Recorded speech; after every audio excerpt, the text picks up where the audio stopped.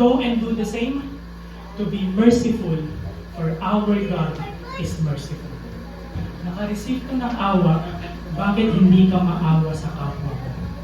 Naka-receive ka ng awa, bakit hindi ka maawa sa anak mo? Naka-receive ka ng awa, bakit hindi ka maawa sa kapatid mo? Naka-receive ka ng awa, bakit hindi ka maawa sa magulang mo? Pinatawad lang po tayo, naka-receive lang po tayo ng mercy. Bakit hindi po natin i-extend sa bawat isa?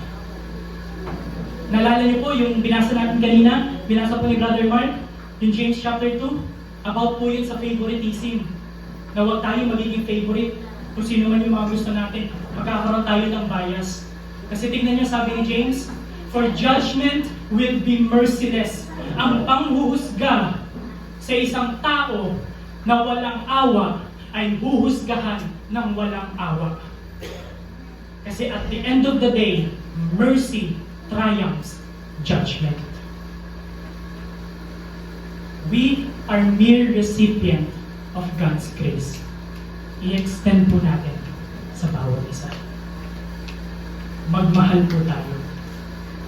Isipin po natin yung mga pinabanggit nating salita. Isipin po natin yung mga attitude na pinapakita natin sa kapwa natin. Naka-receive na lang tayo ng grace eh. Sino tayo para hindi yan i-extend? Sino tayo para hindi tayo magmahal?